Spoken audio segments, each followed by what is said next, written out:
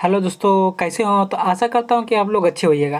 तो दोस्तों, आज जो टॉपिक मैं लेके आया हूँ वो भारत की राज्य व्यवस्था से आपको क्वेश्चन रिलेटेड मिलेगा। तो दोस्तों, क्वेश्चन आपको 50 दिया क्वेश्चन। तो उसमें क्वेश्चन के साथ साथ आपको उसमें ऑप्शन भी दिया हुआ, तो ऑप्शन के साथ साथ आपको नीचे ऑप्शन आंसर भी मिलेगा।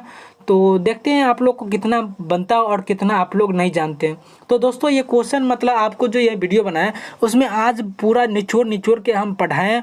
तो आप लोग से निवेदन है कि पूरा मेरा वॉचिंग करिए, मेरा वीडियो पूरा देखिए, शुरू से लेके अंत तक जरूर देखिएगा। हाँ दोस्तों, अगर इस चैनल पर नए हो तो चैनल को जरूर सब्सक्राइब कर दीजिएगा, ठीक है। और अपने दोस्तों को भी शेयर कीजिए और बेल आइकन को दबाना ना भूलिएगा, ठीक है, ताकि हम जब भी वीडियो अपलोड करूँ तो आपके पास मेरा वीडियो पहले पहुँचे, ठीक है। तो ये सारे कंपटीशन एग्जाम के लिए, तो आशा करता हूँ मेरा पूरा वीडियो देखिएगा। चलो दोस्तों, क्वेश्चन को अब चलते हैं क्वेश्चन की ओर, ठीक है। एक नंबर क्या कह रहा है कि कह रहा है कि राष्ट्रपति का अध्यादेश कितनी अवधि के लिए लागू रहता है। यानी राष्ट्रपति का जो अध्यादेश है जो है वह कितने दिन के लिए लागू रहता है।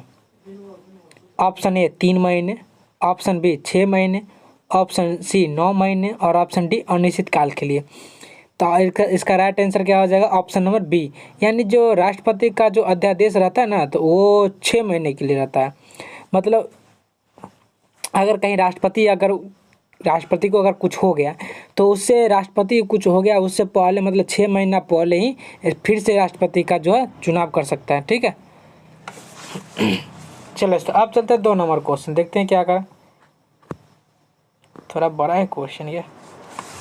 चलो 2 नंबर कह रहा है कि यदि कोई राज्य केंद्रीय सरकार के निर्देशों का पालन न करे तो राष्ट्रपति क्या कर सकता है।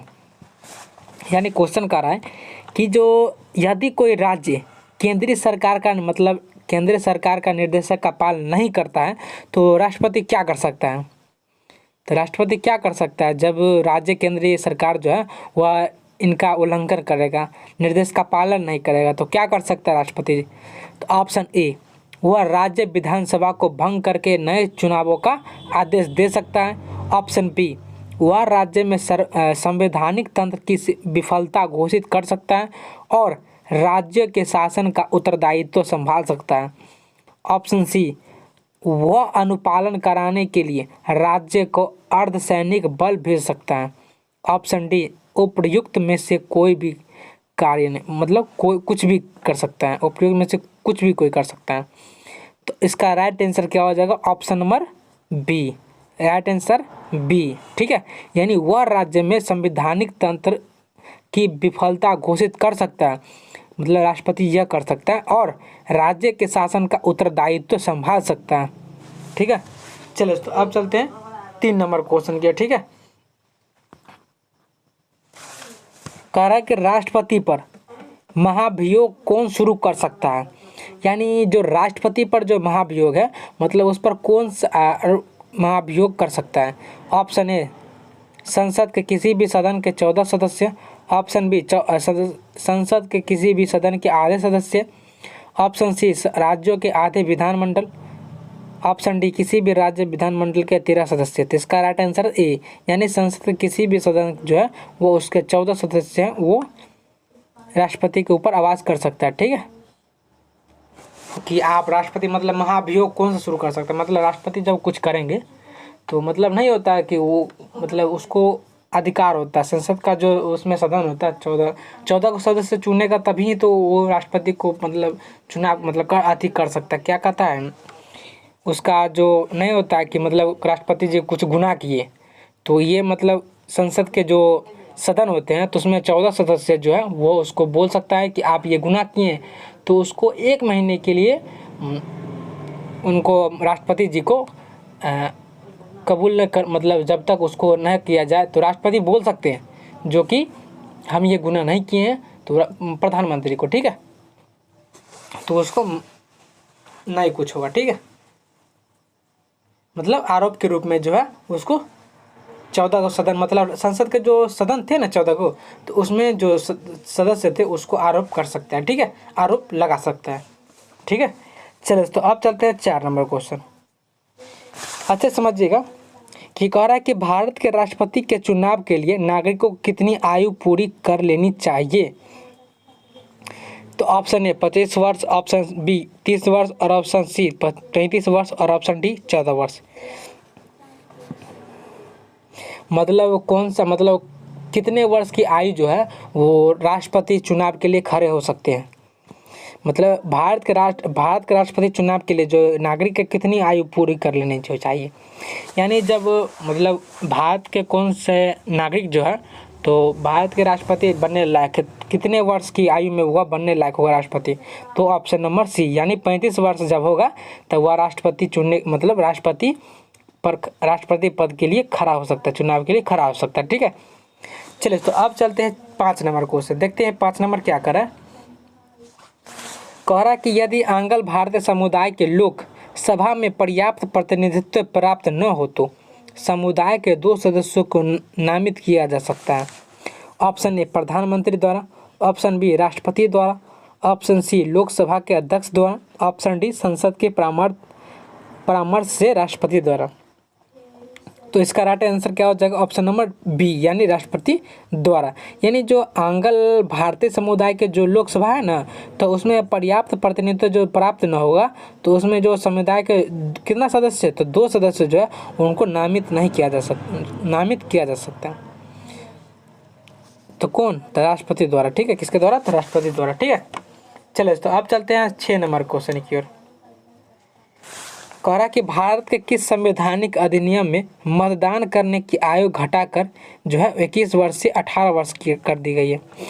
मतलब कौन सा संशोधन अधिनियम जो है वह 21 वर्ष से घटाकर अब क्या कितना वर्ष कर दिया, तो 18 वर्ष कर दिया। ठीक है, मतलब उसको वोट देने का अधिकार कितना वर्ष कर दिया, पहले 21 वर्ष की अवस्था में जो है वो वोट देने का अधिकार था, लेकिन वो 21 वर्ष से घटा कितना कर दिया, 18 वर्ष कर दिया।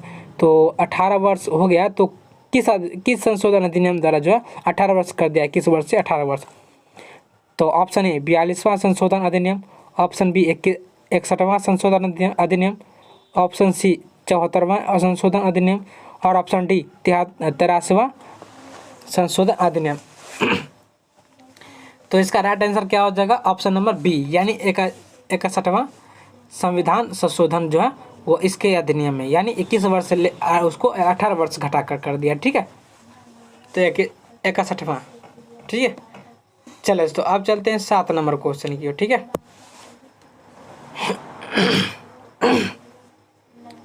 चलिए कह रहा कि राष्ट्रपति को पद कितने समय के लिए रिक्त रह सकता है। तो खाली कितने महीने तक रह सकता है, तो ऑप्शन ए 6 माह, ऑप्शन बी 3 माह, ऑप्शन सी 9 माह और ऑप्शन डी 12 माह, यानी 6 महीना, 13 महीना, 9 महीना, 12 महीना। तो इसका राइट आंसर क्या हो जाएगा, ए यानी 6 महीना। राष्ट्रपति पद का जो है कितने समय के लिए रिक्त रह सकता है, यानी रिक्त मतलब खाली रह सकता है 6 माह के लिए, 6 महीने के लिए। ठीक है, चलो तो आप चलते हैं 8 नंबर क्वेश्चन की ओर। कह रहा कि भारत के राष्ट्रपति संसद के दोनों सदनों को प्रथम सत्र के प्रारंभ में कब संबोधित करते हैं। यानी क्वेश्चन समझिएगा कि कह रहा था कि भारत के राष्ट्रपति जो संसद के दोनों सदनों, कौन कौन सदनों, भारत के दोनों सदनों, विधानसभा और विधान परिषद, सॉरी विधानसभा और राज्यसभा। ठीक है, संसद के दोनों सदन विधानसभा और राज्यसभा। ठीक है, ये दोनों सदनों जो है वो प्रथम सत्र के प्रारंभ में कब संबोधित करते हैं। ऑप्शन ए प्रतिवर्ष, ऑप्शन बी लोकसभा के लिए प्रत्येक आम चुनाव के बाद, ऑप्शन सी 1 एवं 2 दोनों, ऑप्शन डी न तो 1 और न ही 2। तो इसका राइट आंसर सी यानी 1 और 2 दोनों, यानी प्रतिवर्ष भी और लोकसभा के लिए प्रत्येक आम चुनाव के बाद भी। यानी भारत के राष्ट्रपति संसद के दोनों सदनों को प्रथम सत्र में जो है प्रारंभ कब संबोधित किया, तो प्रतिवर्ष और लोकसभा के लिए प्रत्येक आम जो चुनाव होता है उसके बाद। ठीक है, चलिए तो आगे की ओर क्वेश्चन बढ़ा जाए। 9 नंबर देखते हैं। कह रहा कि भारत में सेनाओं का सर्वोच्च सेनापति से कौन संदर्भित होता है। ऑप्शन ए सेना का जनरल, ऑप्शन बी रक्षा मंत्री और ऑप्शन सी राष्ट्रपति और ऑप्शन डी फील्ड मार्शल। तो इसका राइट आंसर क्या हो जाएगा, ऑप्शन नंबर सी यानी राष्ट्रपति। यानी भारत में सेनाओं का सर्वोच्च यानी सबसे ऊंचा सेनापति से कौन सा संदर्भित होता है, तो राष्ट्रपति द्वारा। ठीक है, राष्ट्रपति। आगे की ओर बढ़ा जाए। चलिए अब देखते हैं 10 नंबर क्वेश्चन कि कह रहा है कि भारत के संविधान के अंतर्गत कितने प्रकार की आपातकालीन व्यवस्थाओं पर विचार किया जा सकता है। मतलब भारत के जो संविधान के अंतर्गत जो विचार है तो वो उसको आपातकालिक व्यवस्थाओं पर किसका विचार किया गया, किस पर विचार किया जा सकता था। ऑप्शन ए कोई नहीं, ऑप्शन दो, option B 2, option C 3, option D 4। इसका राइट आंसर 3 यानी इसका सी। यानी भारत के संविधान के अंतर्गत कितने प्रकार के आपातकालीन जो है व्यवस्थाओं पर विचार किया जा सकता है। ऑप्शन ई 3 यानी 3 प्रकार के जो है आपातकालीन जो है उस पर विचार किया जा सकता है। ठीक है, अब चलते हैं 11 नंबर, देखते हैं क्या करा है 11 नंबर कि कह रहा है कि योजना आयोग के अध्यक्ष कौन है। क्या करा है क्वेश्चन कि योजना आयोग के अध्यक्ष कौन है। तो ऑप्शन ए भारत के राष्ट्रपति, ऑप्शन बी वित्त मंत्री और ऑप्शन सी प्रधानमंत्री और ऑप्शन डी योजना मंत्री। यानी योजना आयोग के अध्यक्ष तो कौन है, तो वर्तमान में भी यह है प्रधानमंत्री। ठीक है, तो इसका राइट आंसर सी यानी प्रधानमंत्री। तो अभी फिलहाल में कौन सा है, तो श्री नरेंद्र दामोदर दास मोदी। कौन सा है, इसको शॉर्टकट बोल सकते हैं नरेंद्र मोदी। ठीक है, श्री नरेंद्र मोदी। चलिए दोस्तों 12 नंबर क्वेश्चन देख रहे हैं कि कह रहा है कि निम्नोक्त भारत के राष्ट्रपतियों को क्रमानुसार उपरोत्तर प्रारंभ जो इसको बोलता है प्रारंभिक से अंतिम तक, मतलब क्रमानुसार जो है प्रारंभ मतलब शुरू से लेकर अंत तक, तो क्रमबद्ध तरीके से कौन सा है। तो option A doctor Zakir Hussain, option B doctor S Radhakrishna, option C Fakhruddin Ali Ahmed और ऑप्शन डी विवेक गिरी। तो आपको क्रमबद्ध तरीके से आपको बतलाना है कि पहले कौन थे, उसके बाद कौन थे और उसके बाद कौन थे और अंत में कौन थे। ठीक है, तो ऑप्शन ए में दिया हुआ है 2, 3, 4, 1 और ऑप्शन बी में दिया हुआ है पहले 3, उसके बाद 2, उसके बाद 4 और इसके बाद 1 और ऑप्शन सी में दिया हुआ 4, 1, 2, 3 और ऑप्शन डी में 2, 1, 4, 3। कौन सा सही हो जाएगा, ऑप्शन नंबर डी यानी 2, 1, 4, 3। यानी क्रमबद्ध तरीके से कौन होगा, पहले होगा डॉक्टर एस राधाकृष्ण। ठीक है, और उसके बाद होगा डॉक्टर जाकिर हुसैन और उसके बाद क्या हो जाएगा 4 नंबर यानी विवेक गिरी और ऑप्शन डी और ऑप्शन 3 नंबर में कौन जाएगा फखरुद्दीन अली अहमद। ठीक है, ये क्रमबद्ध तरीके से जो है वो भारत के राष्ट्रपति है। ठीक है, चलिए दोस्तों अब चलते हैं 13 नंबर क्वेश्चन की ओर। कह रहा कि जब सरकार के विभिन्न अंगों के बीच सत्ता का बंटवारा हो तो उसे क्या कहा जाता है। ऑप्शन ए सामुदायिक सरकार, ऑप्शन बी अधिकारों का वितरण और ऑप्शन सी गठबंधन सरकार और ऑप्शन डी अधिकारों का एकीकरण। तो इसका राइट आंसर क्या हो जाएगा, ऑप्शन नंबर बी यानी अधिकारों का वितरण। यानी जब सरकार के विभिन्न अंगों के बीच जब सत्ता का बंटवारा हो तो उसको हम क्या कह सकते हैं, गठबंधन का सरकार। क्या कह सकते हैं, गठबंधन का सरकार। ठीक है, आगे की ओर बढ़ा जाए। चलिए 14 नंबर देखते हैं अब क्या कर रहा है। कह रहा कि भारत के संविधान के अनुच्छेद 75C के अनुसार मंत्रिपरिषद निम्नलिखित में से किसके प्रति सामूहिक रूप से जिम्मेदार होती है। ऑप्शन ए राष्ट्रपति, ऑप्शन बी संसद, ऑप्शन सी लोकसभा और ऑप्शन डी राज्यसभा। इसका राइट आंसर क्या हो जाएगा, ऑप्शन नंबर सी यानी इसका राइट आंसर क्या हो जाएगा, ऑप्शन नंबर सी यानी लोकसभा। यानी भारत के संविधान के अनुच्छेद जो 75C में यानी 75C में है तो उनके अनुसार जो मंत्रिपरिषद है ना तो उसके मतलब चारों ऑप्शन दिया हुआ था, इसमें से किसको प्रति सामूहिक रूप से जिम्मेदार होती है, किससे, तो इसको लोकसभा को। ठीक है, किसको, लोकसभा को जो है वो प्रति सामूहिक रूप से जिम्मेदार होता है। चलिए तो अब चलते हैं 15 नंबर क्वेश्चन। ठीक है, कह रहा है कि जब भारत के उपराष्ट्रपति को राष्ट्रपति का स्थानापन्न के रूप में काम करना हो तो उन्हें कितना वेतन प्राप्त होता है।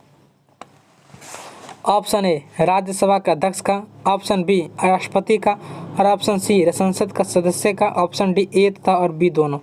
तो मतलब इसका राइट आंसर बी यानी राष्ट्रपति का है। जब अगर कहीं उपराष्ट्रपति या राष्ट्रपति के जगह पर अगर उपराष्ट्रपति कहीं बैठ यानी राष्ट्रपति के अभाव में मतलब राष्ट्रपति अगर कहीं चल गए और उनके सीट अभी खाली है तो उसके जगह पर कौन सा उपराष्ट्रपति जब बैठेंगे तो राष्ट्रपति का वेतन ही उनको उपराष्ट्रपति को मिलेगा। जितना राष्ट्रपति को मिलता है उतना ही उपराष्ट्रपति को ही मिलेगा। ठीक है, अगर राष्ट्रपति कहीं चल गए कहीं बाई चांस कहीं चल गए, कहीं कुछ हो गया, तो उनके स्थान पर जो उपराष्ट्रपति बैठेंगे तो उनको राष्ट्रपति का वेतन जितना मिलता है उतना ही इन्हीं को उपराष्ट्रपति को मिलेगा। ठीक है, चलो तो अब चलते हैं 16 नंबर क्वेश्चन की ओर। इसमें बहुत समझाने वाली बात है, तो आप लोग भी अच्छे तरीके से समझिए। ठीक है, कह रहा है कि निम्नलिखित में से भारत का वह राष्ट्रपति कौन है जो 2 बार राष्ट्रपति के पद पर रहे थे। मतलब ऐसा कौन सा राष्ट्रपति था भारत का जिन्होंने 2 बार राष्ट्रपति के पद पर खड़े रहे लगातार। Option A S Radhakrishna, option B K R Narayan, Narayan गलती लिखा गया ना, ये नहीं होता ना। चले, ऑप्शन सी नीलम संजीव रेड्डी और ऑप्शन डी बाबू राजेंद्र प्रसाद। तो इसका राइट आंसर क्या हो जाएगा, बाबू राजेंद्र प्रसाद जो है वो लगातार 2 बार राष्ट्रपति बने थे। ठीक है, चले तो अब चलते हैं 17 नंबर क्वेश्चन की ओर।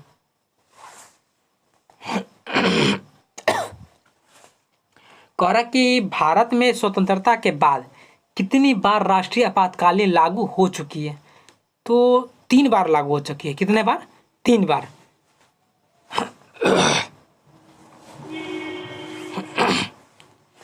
कह रहा कि भारत में स्वतंत्रता के बाद मतलब देश आज़ादी के बाद तो कितनी बार राष्ट्रीय आपातकालीन लागू हो चुकी है। तो 3 बार। ऑप्शन ए 1 बार, ऑप्शन बी 2 बार और ऑप्शन सी 3 बार, ऑप्शन डी 4 बार। तो इसको आपको फंसाने के लिए इस प्रकार आपको ऑप्शन दिया जा सकता है। ठीक है, तो आपको हरवाना नहीं है। तो भारत में स्वतंत्रता के बाद जो कितनी बार आपातकालीन लागू हुआ है, तो 3 बार।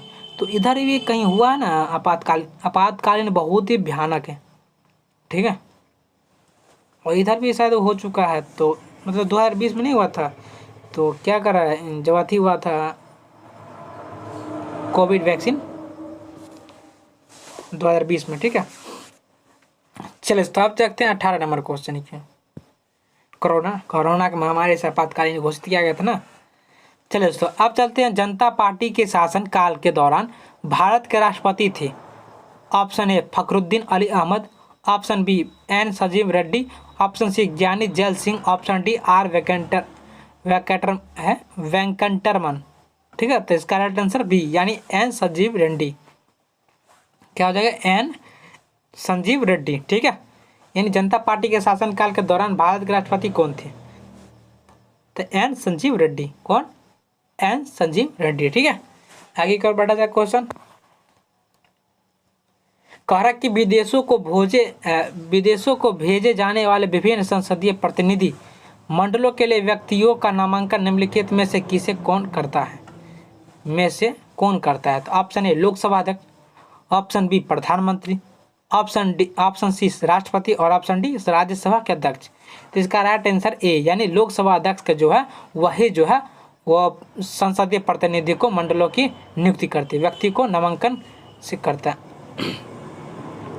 तो लोकसभा अध्यक्ष के द्वारा ही जो नामांकन होता है। ठीक है, यानी संसद मतलब विदेशों को भेजे जाने वाले जो विभिन्न संसदीय प्रतिनिधि हैं उनके मंडलों को व्यक्तियों का नामांकन यही लोकसभा अध्यक्ष के द्वारा किया जाता है। ठीक है, चलिए दोस्तों अब चलते हैं 20 नंबर क्वेश्चन की ओर। कह रहा कि किसी व्यक्ति को राष्ट्रपति के रूप में पद ग्रहण करने की शपथ निम्नलिखित में से कौन दिलाएगा? मतलब कि क्वेश्चन कह रहा है कि किस व्यक्ति जो है वह राष्ट्रपति के रूप में पद ग्रहण करने की शपथ दिलाता है। ऑप्शन ए मुख्य निर्वाचन आयुक्त, ऑप्शन बी भारत के मुख्य न्यायमूर्ति, ऑप्शन सी निर्गामी राष्ट्रपति और ऑप्शन डी उपराष्ट्रपति। तो उपराष्ट्रपति कहाँ होगा यार? तो इसका राइट आंसर क्या हो जाएगा? भारत के मुख्य राष्ट्रपति यानी बी हमारा राइट आंसर होगा। यानी भारत के मुख्य न्यायमूर्ति जो है वो कोई भी राष्ट्रपति बने तो उसको जो है पद ग्रहण के लिए शपथ दिलाने के लिए जो है वो यही देते हैं, मतलब दिलवाते हैं। भारत के मुख्य न्यायमूर्ति जो है वह राष्ट्रपति को शपथ ग्रहण कराते हैं। ठीक है, कोई भी राष्ट्रपति जी क्यों ना हो यह न्यायमूर्ति ही दिलाते हैं। ठीक है, भारत के मुख्य न्यायमूर्ति। चलिए तो आप चलते हैं 21 नंबर क्वेश्चन की ओर। कह रहा कि निम्नलिखित में से वह व्यक्ति कौन है जो प्रधानमंत्री के रूप में नियुक्ति के समय राज्यसभा का या की सदस्य था या थी? इसका right option A Chaudhary Charan Singh, option B Shrimati Indira Gandhi, option B Lal Bahadur Shastri, और option D PV Narasimha Rao. इसका राइट आंसर क्या हो जाएगा? ऑप्शन नंबर बी, यानी श्रीमती इंदिरा गांधी। क्या हो जाएगा? श्रीमती इंदिरा गांधी। ठीक है, यही प्रधानमंत्री सबसे पहले, मतलब वह व्यक्ति कौन थी जो प्रधानमंत्री के रूप में नियुक्त के समय राज्यसभा का जो है सदस्य थी? तो श्रीमती इंदिरा गांधी जी। ठीक है, चलिए तो अब चलते हैं 22 नंबर क्वेश्चन की ओर। ठीक है, कह रहा कि जब राष्ट्रपति को संवैधानिक संशोधन बिल भेजा जाता है तब वे क्या करता है? मतलब जब राष्ट्रपति को संवैधानिक संशोधन जो बिल भेजा जाता है तो वो क्या करते हैं? तो ऑप्शन ए, अपनी सहमति को रोके रखे जा सकते हैं। ऑप्शन बी, पुनर्विचार के लिए उसे संसद को लौटा सकते हैं। ऑप्शन सी, उसे कुछ समय के लिए, कुछ 6 माह से अधिक नहीं हो सकता है, विलंब कर सकते हैं। ऑप्शन डी, अपनी सहमति देने के लिए बाध्य है। तो इसका right answer option number D, यानी हमारा राइट आंसर क्या हो जाएगा? सही आंसर ऑप्शन डी, अपनी सहमति देने के लिए बाध्य है। यानी जब राष्ट्रपति को संवैधानिक संशोधन बिल भेजा जाता है तो वो अपनी सहमति के लिए बाध्य हो जाता है। ठीक है, चलिए अभी के फिलहाल में अभी द्वारा मतलब अभी 23 चल रहा है, तो फिलहाल कौन सा राष्ट्रपति है? द्रौपदी मुर्मू। द्रौपदी मुर्मू जो है वह भारत देश के राष्ट्रपति जी है। ठीक है, जो आदिवासी है। ठीक है, पहले आदिवासी। चले, कह रहा कि भारत का राष्ट्रपति है। ऑप्शन ए, राज्य के अध्यक्ष। ऑप्शन बी, सरकार का अध्यक्ष। ऑप्शन सी, राज्य तथा सरकार का अध्यक्ष। और ऑप्शन डी, उपयुक्त में से कोई नहीं। और इसका राइट आंसर हो जाएगा ए, यानी राज्य की अध्यक्ष। यानी भारत की राष्ट्रपति है राज्य की अध्यक्ष। ठीक है, आगे कर बढ़ा जाए। चलिए तो अब चलते हैं 24 नंबर क्वेश्चन। कह रहा कि भारत में कितने प्रकार के आपातकालीन घोषित किया जा सकता है? भारत में कितने प्रकार के आपातकालीन घोषित किया जा सकते हैं? Option A 5, option B 6, option C 2, option 3, option D 3। तो इसका राइट आंसर डी, यानी 3। ठीक है, आगे बढ़ा जाए। चलिए दोस्तों अब चलते हैं 25 नंबर क्वेश्चन। ठीक है, कह रहा है कि निम्नलिखित में से वे उपराष्ट्रपति कौन है जिन्होंने राष्ट्रपति का चुनाव लड़ने के लिए अपने पद से त्यागपत्र दे दिया था? मतलब वो कौन सा व्यक्ति था जो राष्ट्रपति को चुनाव लड़ने के लिए वो अपना पद से त्यागपत्र दे दिया? Option A, Neelam Sanjiva Reddy. Option B, VV Giri. और ऑप्शन सी, आर वेंकटरमन। और option D, doctor Shankar Dayal Sharma. तो इसका राइट आंसर क्या हो जाएगा? बी, यानी वीवी गिरी जो थे वो राष्ट्रपति के चुनाव लड़ने के लिए उन्होंने अपना त्यागपत्र त्याग दिया था। ठीक है, ठीक है, आगे बढ़ा जाए। चलिए तो अब चलते हैं 26 नंबर क्वेश्चन। कह रहा कि भारत के महान्यायवादी की नियुक्ति कौन करता है? तो ऑप्शन ए, उच्चतम न्यायालय का मुख्य न्यायाधीश। ऑप्शन बी, संसद। ऑप्शन सी, विधि मंत्री। और ऑप्शन डी, राष्ट्रपति। तो इसका राइट आंसर क्या हो जाएगा? ऑप्शन नंबर डी, यानी राष्ट्रपति। यानी भारत के महान्यायवादी की नियुक्ति कौन करता है? तो राष्ट्रपति करता है। ठीक है, आगे कर बढ़ा जाए। चलिए तो अब चलते हैं 27 नंबर क्वेश्चन। कह रहा कि भारत के प्रधानमंत्री को निम्नलिखित में से कौन सा नियुक्त करता है? ऑप्शन ए, भारत के राष्ट्रपति। और ऑप्शन बी, भारत के मुख्य न्यायाधीश। और ऑप्शन सी, भारत के महान्यायवादी। और ऑप्शन डी, राज्यपाल। तो इसका राइट आंसर ए, यानी भारत के राष्ट्रपति जो है वो भारत के प्रधानमंत्री को नियुक्त करता है। ठीक है, ठीक है, चलिए तो अब चलते हैं 28 नंबर क्वेश्चन। कह रहा कि निम्नलिखित में से कौन सा अनुसूचित क्षेत्रों में परिवर्तन करने के लिए संवैधानिक तौर पर सशक्त है? तो ऑप्शन ए, उच्चतम न्यायालय। ऑप्शन बी, उच्च न्यायालय। और ऑप्शन सी, भारत के प्रधानमंत्री। और ऑप्शन डी, भारत के राष्ट्रपति। तो इसका राइट आंसर क्या हो जाएगा? ऑप्शन नंबर डी, यानी भारत के राष्ट्रपति जो है वह अनुसूचित क्षेत्रों में परिवर्तन करने के लिए संवैधानिक तौर पर सशक्त है। ठीक है, आगे कर बढ़ा जाए। चलिए तो अब चलते हैं 29 नंबर। कह रहा कि भारत के राष्ट्रपति पद के लिए निर्धारित अधिकतम आयु सीमा क्या है? ऑप्शन ए, 58 वर्ष। ऑप्शन बी, 60 वर्ष। ऑप्शन सी, 62 वर्ष। ऑप्शन डी, कोई अधिकतम आयु सीमा नहीं है। तो इसका राइट आंसर कोई अधिकतम सीमा लागू नहीं है, लेकिन राष्ट्रपति बनने के लिए जो है वो 35 वर्ष है। यानी चुनाव कब लड़ सकते हैं राष्ट्रपति मतलब कौन सा व्यक्ति जो है वह चुनाव लड़ने के लिए लायक होंगे। तो जब उसका 35 वर्ष हो जाएगा ना, तो वो चुनाव लड़ने के लिए राष्ट्रपति का वह हिस्सा ले सकते हैं चुनाव। ठीक है। अब कह रहा है कि जब राष्ट्रपति का निर्धारण अधिकतम आयु कितनी वर्ष है, इसका कोई लिमिट नहीं है। कब तक रहेंगे कब तक नहीं, यह कोई लिमिट नहीं, यानी इसका जो सीमा है वह कोई सीमा नहीं है इसका। ठीक है, आगे बढ़ा जाए। चलिए तो अब चलते हैं 30 नंबर क्वेश्चन।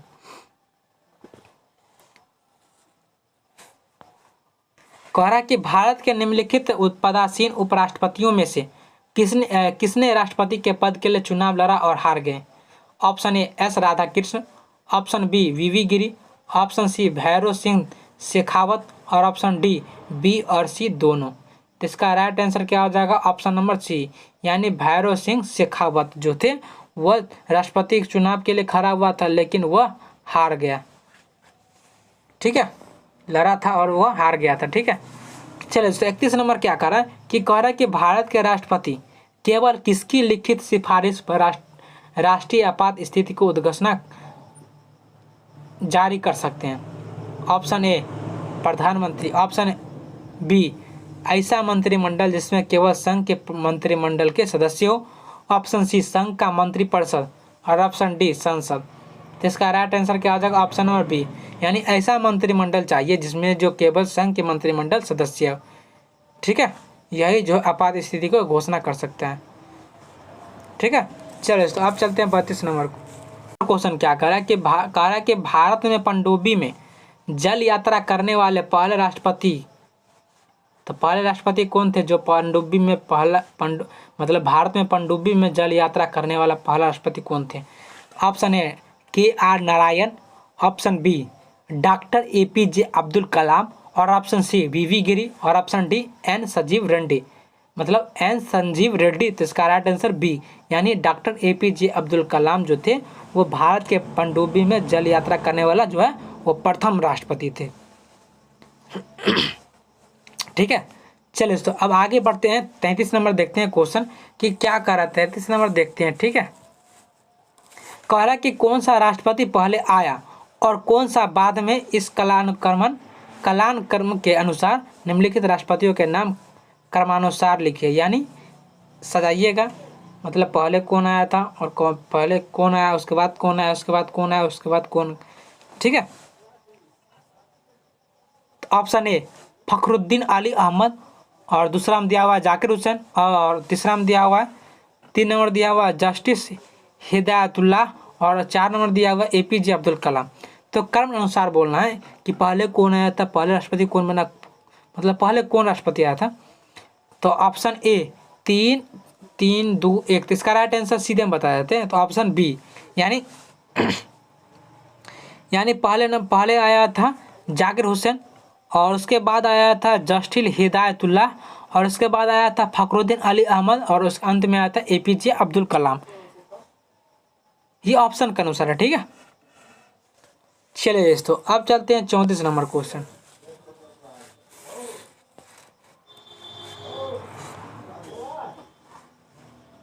कह रहा कि जब एक या अधिक राज्य विधानसभाएं भंग हो गई हो तो क्या भारत के राष्ट्रपति के पद के लिए चुनाव आयोजित करना अनुमेय या उचित है।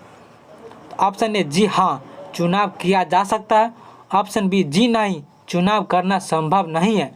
ऑप्शन सी संसद से अनुमति लेना आवश्यक है और ऑप्शन डी भारत के निर्वाचन आयोग की अनुमति से चुनाव किया जा सकता है। इसका राइट आंसर क्या हो जाएगा, ए जी हाँ, चुनाव किया जा सकता है। यानी जब एक या अधिक राज्य हो तो विधानसभा भंग हो गई हो तो क्या भारत के राष्ट्रपति पद के लिए चुनाव आयोजित करना संभव है।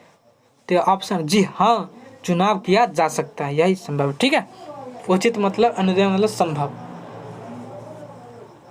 चलिए तो आप चलते हैं 35 नंबर क्वेश्चन। ठीक है, ध्यानपूर्वक देखिएगा कि कह रहा है कि राष्ट्रपति के चुनाव से संबंधित विवादों का निर्णय कौन करता है, यानी राष्ट्रपति चुनाव से संबंधित विवादों का निर्णय जो है वह कौन करता है। तो ऑप्शन ए उच्चतम न्यायालय, ऑप्शन बी चुनाव आयोग, ऑप्शन सी संसद और ऑप्शन डी उच्चतम न्यायालय और उच्च न्यायालय दोनों। तो इसका राइट आंसर ए, यानी उच्चतम न्यायालय जो है वह राष्ट्रपति चुनाव से संबंधित विवादों का निर्णय करता है। ठीक है, चलिए 36 नंबर देखते हैं क्या आ रहा है कि कह रहा है कि भारत के राष्ट्रपति द्वारा प्रख्यापित अध्यादेश को पारित करने के संसद के लिए संसद को क्या क्या क्या समय सीमा दी गई है।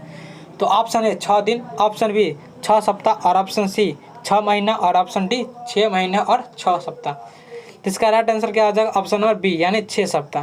यानी भारत के राष्ट्रपति द्वारा जो प्रख्यापित अध्यादेश जो पारित किया गया है तो उसको संसद क्या कितने सीमा मतलब कितने समय के लिए सीमा रखी गई है, तो 6 सप्ताह के लिए। ठीक है, चलो अब चलते हैं 37 नंबर क्वेश्चन कि कह रहा कि भारत के वित्त आयोग की नियुक्ति किसके द्वारा की जाती है।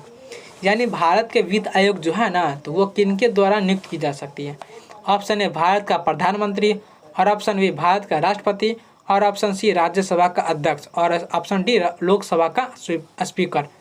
तो इसका राइट आंसर क्या हो जाएगा, ऑप्शन नंबर बी यानी भारत का राष्ट्रपति जो है भारत वित्त आयोग की नियुक्ति करता है, उन्हीं के द्वारा की जाती है, भारत के राष्ट्रपति द्वारा। ठीक है, चलिए तो अब चलते हैं 38 नंबर क्वेश्चन, देखते हैं क्या करें कि कह रहा कि सरकार को राष्ट्रपति प्रणाली के अधीन कार्यकारिणी के सदस्य, तो ऑप्शन ए विधानमंडल के दोनों सदनों के लिए मतलब सदनों से लिए जाते हैं और ऑप्शन बी केवल लोकसभा के होते हैं और ऑप्शन सी विधानमंडल के किसी भी सदन के सदस्य नहीं होते और ऑप्शन डी नियुक्ति के बाद विधानमंडल के सदस्य बनते हैं। तो इसका राइट आंसर क्या हो जाएगा, ऑप्शन नंबर सी क्या विधानमंडल के किसी भी सदन के सदस्य नहीं होते। यानी सरकार का राष्ट्रपति प्रणाली के जो अधीन कार्यकारिणी है जो सदस्य हैं तो वह विधानमंडल के किसी भी सदन के लिए सदस्य नहीं होंगे। ठीक है, चलिए तो अब चलते हैं 39 नंबर। कह रहा कि भारत के राष्ट्रपति के चुनाव में जीतने वाले प्रत्याशी को प्राप्त करना चाहिए। तो भारत में राष्ट्रपति जो चुनाव जीतता है तो उसको क्या प्रत्याशी प्राप्त करना चाहिए। तो ऑप्शन ए डाले गए मतों का अधिकांश और ऑप्शन बी डाले गए मतों को 66% और ऑप्शन सी डाले गए मतों को 50%, ऑप्शन डी 50% से अधिक और डाले गए कुल मतों का बहुमत। इसका राइट आंसर डी यानी 50% से अधिक और डाले गए जो कुल मतों है उसका बहुमत। ठीक है, चलिए तो अब चलते हैं 40 नंबर क्वेश्चन। कह रहा कि उपराष्ट्रपति है, मतलब उपराष्ट्रपति क्या होता है। ऑप्शन ए लोकसभा का सदस्य होता है, ऑप्शन बी राज्यसभा का सदस्य होता है और ऑप्शन सी किसी भी सदन का सदस्य होता है और ऑप्शन डी सांसद यानी संसद सदस्य नहीं होता है। इसका राइट आंसर डी यानी सांसद जो है वो नहीं होता है, उपराष्ट्रपति का संसद सदस्य नहीं होता है। ठीक है, चलिए तो अब चलते हैं आगे की ओर 41 नंबर देखते हैं क्या कर रहा है। कह रहा कि राष्ट्रपति के पद की रिक्ति यानी खाली अवश्य भरनी होती है के भीतर, यानी राष्ट्रपति के पद जो है वह रिक्ति आवश्यक भरनी होती है, मतलब रिक्त स्थानों को भरिए। कहता है कि राष्ट्रपति के पद आवश्यक भरनी होते हैं किसके कितने महीने के भीतर। ऑप्शन ए 6 महीने, ऑप्शन बी 12 महीने, ऑप्शन सी 1 महीने और ऑप्शन डी 3 महीने। इससे पहले 2 क्वेश्चन हम करा चुके हैं लेकिन वो अदल बदल के क्वेश्चन है। ठीक है, मतलब यही प्रकार का क्वेश्चन लेकिन वो क्वेश्चन का प्रोसेस अलग है। ठीक है, तो इसका राइट आंसर क्या हो जाएगा, ए यानी 6 महीने। ठीक है, चलिए तो अब चलते हैं 42 नंबर क्वेश्चन। कह रहा कि राष्ट्रपति द्वारा संसद के दोनों सदनों के लिए कुल कितने सदस्यों को नामित किया जा सकता है। मतलब राष्ट्रपति द्वारा जो संसद के दोनों सदनों है ना उसमें कुल कितने सदस्यों को नामित किया जाता है। ऑप्शन ए 16, ऑप्शन बी 10 और ऑप्शन सी 12 और ऑप्शन डी 14। तो इसका राइट आंसर डी यानी 14 यानी 14 कितना 14 यानी 14। ठीक है, चलिए तो अब चलते हैं 43 नंबर क्वेश्चन। कह रहा कि निम्न में से अध्यात्मक यानी राष्ट्रपति वाली सरकार किस प्रकार की बनती है। ऑप्शन ए कार्यकाल की निश्चित अवधि, ऑप्शन बी कार्यपालिका के विधानमंडल के सदस्यों के बीच कोई दोहराव नहीं, ऑप्शन सी राष्ट्रपति का लोकमत द्वारा चुनाव और ऑप्शन डी उपयुक्त सभी। तो इसका राइट आंसर सभी हो जाए, यानी कार्यकाल का निश्चित अवधि यानी उसका निश्चित एक अवधि है, उसको बांधा गया है, लिमिट है उसका। और ये तीनों मतलब कार्यपालिका का विधानमंडल, राष्ट्रपति का लोकसभा मतलब लोकमत द्वारा, ये तीनों हो जाएगा। ठीक है, चलो तो आप चलते हैं 44 नंबर क्वेश्चन कि कह रहा है कि भारत के नियंत्रक तथा महालेखा परीक्षक की नियुक्ति कौन करता है, यानी भारत के नियंत्रक और जो महालेखा है तो उसका देखभाल कौन करता है। तो ऑप्शन ए प्रधानमंत्री, ऑप्शन बी राष्ट्रपति और ऑप्शन सी वित्त मंत्री और ऑप्शन डी लोकसभा। तो इसका राइट आंसर डी, यानी लोकसभा जो है उसका अभिलेख करता है, ठीक है, और नियंत्रक करता है। चलिए तो अब चलते हैं 45 नंबर क्वेश्चन। कह रहा है कि भारत के राष्ट्रपति को किस प्रकार चुना जाता है, यानी भारत के राष्ट्रपति जो है तो भारत को राष्ट्रपति किसके द्वारा चुना जाता है, किस प्रकार चुना जाता है। ऑप्शन ए जनता के द्वारा, ऑप्शन बी एकल हस्तांतरणीय वोट द्वारा, ऑप्शन सी द्वितीय निर्वाचन प्रणाली द्वारा और ऑप्शन डी सभी विकल्प सही है। तो इसका राइट आंसर क्या हो जाएगा, ऑप्शन नंबर बी, यानी एकल हस्तांतरणीय वोट द्वारा चुना जाता है, ठीक है। चलिए तो अब चलते हैं 46 नंबर क्वेश्चन। कह रहा कि जब उपराष्ट्रपति कार्यवाहक राष्ट्रपति हो तो उसे प्रथम राष्ट्रपति और उपराष्ट्रपति दोनों सभी शक्तियों और प्रकार प्राप्त होंगे। और 2 नंबर दिया है राष्ट्रपति के सभी भत्ते और विशेषाधिकार प्राप्त होंगे। और 3 नंबर दिया हुआ राज्यसभा के संपत्ति के रूप में कार्य करना जारी रखना। तो इसका ऑप्शन देखते हैं अब। ऑप्शन ए 1, 2, 3 और ऑप्शन बी 1 और 3, ऑप्शन सी 1 और 2 और ऑप्शन डी केवल 2। तो इसका राइट आंसर डी, यानी केवल 2 जो है राष्ट्रपति के जो सभी भत्तों का विशेषाधिकार है वह प्राप्त होंगे, ठीक है। आगे की ओर बढ़ा जाए। चलिए तो अब चलते हैं 47 नंबर क्वेश्चन। कह रहा है कि भारत के राष्ट्रपति को स्वेच्छा निर्णय अधिकार विवेकाधिकार के अंतर्गत क्या प्राप्त है, यानी भारत के राष्ट्रपति को स्वेच्छा निर्णय अधिकार जो है वह किसके अंतर्गत प्राप्त है। ऑप्शन ए किसी राज्य में राष्ट्रपति शासन लागू करना, ऑप्शन बी प्रधानमंत्री को नियुक्त करना, ऑप्शन सी मुख्य चुनाव आयुक्त की नियुक्ति और ऑप्शन डी वित्तीय आपातकालीन घोषित करना। तो इसका राइट आंसर क्या हो जाएगा, ऑप्शन नंबर बी, यानी प्रधानमंत्री को नियुक्ति, ठीक है। चलिए तो अब चलते हैं 48 नंबर क्वेश्चन। थोड़ा वीडियो लंबा हो गया, ठीक है। कह रहा है कि एक धन विधेयक कहाँ प्रस्तुत किया जा सकता है, एक धन विधेयक जो है वह कहाँ प्रस्तुत किया जा सकता है। ऑप्शन ए संसद के दोनों सदनों में से किसी भी में भी, ऑप्शन बी केवल राज्य परिषद यानी राज्यसभा में, ऑप्शन सी केवल लोकसभा में और ऑप्शन डी उपयुक्त में से किसी भी में नहीं। इसका राइट आंसर केवल लोकसभा में, इसका राइट आंसर सी, यानी एक धन विधेयक जो है वह कहाँ प्रस्तुत करते, केवल लोकसभा में। चलो तो अब चलते हैं 49 नंबर क्वेश्चन कि कह रहा कि अध्यक्षीय सरकार में राष्ट्रपति, तो ऑप्शन ए विधानमंडल पर आश्रित नहीं होता है, ऑप्शन बी विधानमंडल पर आश्रित होता है और ऑप्शन सी न्यायपालिका पर आश्रित होता है और ऑप्शन डी मंत्रिपरिषद के परामर्श से बांधा होता है। तो इसका राइट आंसर ए, यानी विधानमंडल पर आश्रित नहीं होता है, यानी विधानमंडल पर जो आश्रित उसका जो है वो नहीं होता। अध्यक्षीय सरकार जो है राष्ट्रपति वो विधानमंडल पर आश्रित उस पर नहीं रहता है, ठीक है। चलो तो आज का आखिरी क्वेश्चन देखते हैं क्या क्या कर रहा है 50 नंबर कि कह रहा कि राज्यसभा का उपाध्यक्ष कौन है, राज्यसभा का उपाध्यक्ष कौन है। तो इसका राइट आंसर क्या हो जाएगा, ऑप्शन नंबर ए पीजे कुरियन और ऑप्शन बी में तो हामिद अंसारी ये तो नहीं होगा और ऑप्शन सी रहमान खान तो ये भी तो नहीं होगा और इसका ऑप्शन डी ये भी तो नहीं है, कारिया मुंडा ये तो नहीं हो सकता। ऑप्शन नंबर ए यानी पीजे कुरियन जो है वह राज्यसभा का उपाध्यक्ष है, ठीक है, राज्यसभा का उपाध्यक्ष है, ठीक है। चलिए दोस्तों आज का मेरा वीडियो यहीं पर समाप्त होता है और आशा करता हूँ कि आप लोग को अच्छी तरीके से समझ में आया, ठीक है। ऐसा ना हमें लगे कि आप लोगों को समझ में नहीं आया। आज जो है लंबा प्रोसेस मेरा वीडियो गया है और हमें आशा करता हूँ मतलब आप लोग को अच्छी तरीके से हम समझाए होंगे, तो आपको कोई प्रॉब्लम नहीं आना चाहिए, ठीक है। और फिर मिलेंगे कल के नेक्स्ट वीडियो में। और आज अभी तक मेरा चैनल को सब्सक्राइब नहीं किए हैं तो चैनल को सब्सक्राइब जल्दी कर ले, ठीक है। और आने वाले मेरा जो वीडियो है वो आपके पास बिल्कुल मुफ्त में मेरा वीडियो जाए और आप वो वीडियो देखकर अगले एग्ज़ाम के लिए तैयारी करें, ठीक है। चलिए दोस्तों आज का क्वेश्चन यहीं समाप्त होता है, फिर मिलते हैं कल के नेक्स्ट वीडियो में। थैंक यू, जय हिंद, जय भारत।